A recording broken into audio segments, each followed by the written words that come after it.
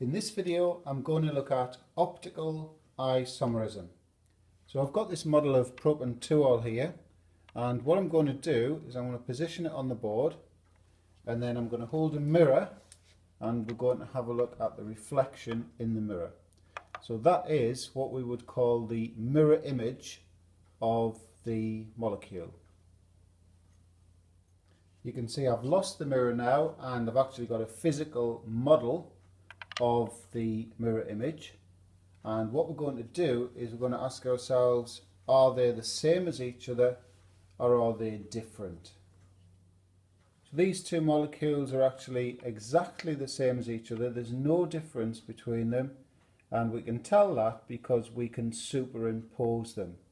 We can put one on top of the other, and every single bond, every group is in exactly the same position in space.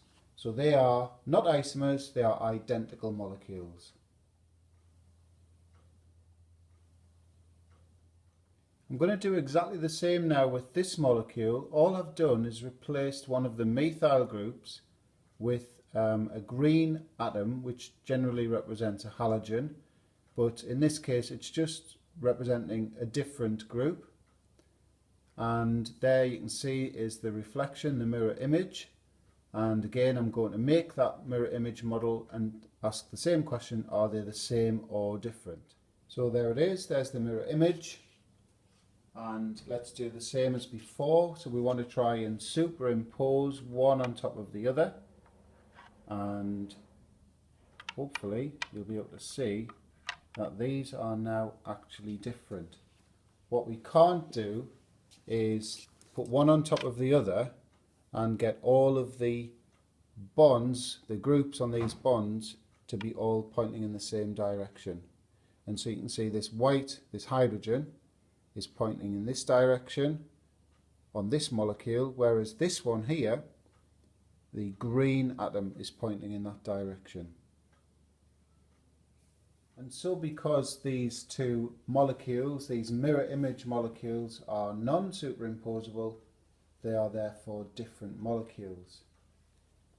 If we just think about this green atom as being a chlorine, so the structural formula for this right hand one would be CH3, CH, Cl, OH.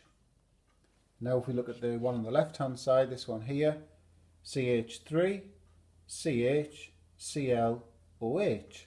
So they've got the same structural formula. So because their structural formulae are the same, but the arrangements of the atoms are different in space, because we have the green and the white not matching up together, we call these stereoisomers. So this is another type of stereoisomerism, and it's known as optical isomerism. On the right hand side there, I've made the proton 2-ol molecule back up there, and we're just going to quickly explain, well, what is it about this molecule here that means it can show this type of isomerism, whereas this one couldn't. And it's all about this carbon here. So what we've got in this molecule is we've got 4 different groups attached to this carbon. We've got the OH group, we've got the halogen, we've got a hydrogen, and we've got a CH3 group. So 4 different groups.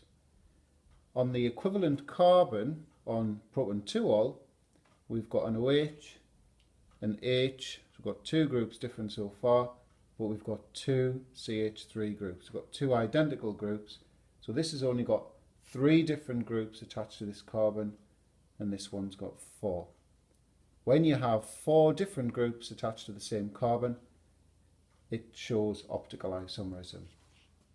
Carbon atoms that have this feature are known as chiral centers, and that comes from a Greek word for hand, and the link this type of isomerism has with hands is the fact that your hands are also in effect mirror images of each other, and you can't superimpose them one on top of the other, because if you try, your thumb and your little finger are pointing in opposite directions.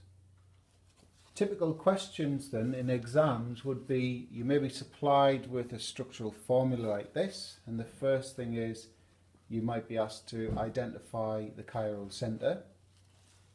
And so you're looking for the carbon atom with the 4 different groups attached. So the first thing I would recommend is you just draw a quick sketch of the displayed formula, which makes the chiral centre a lot more obvious. So it's this one here, which may be not so obvious in this structural formula. And then once you've got that, you would then probably be asked to draw the optical isomers. So you can see I've drawn the left hand one up first, deliberately not put one in there yet because I want you to watch me draw it. So we've got our chiral centre in the middle, and we've basically drawn our tetrahedral arrangement around there. So I'll just do the same that, but I'm not going to add any groups yet. So this is what I call an empty tetrahedron. And so what we're going to do is we're going to mirror this on this side. This dotted line, by the way, represents the mirror. And so we've got an OH group up there. And just be careful with your connectivity. The oxygen is bonded to the carbon, so make sure that's evident. The hydrogen is there. The chlorine would be there, and that methyl group would be there. And you can see I've rearranged the order of the groups on the chiral centre, and I just want to show you that it doesn't matter which way you draw these, as long as your mirror is the mirror image of your original molecule.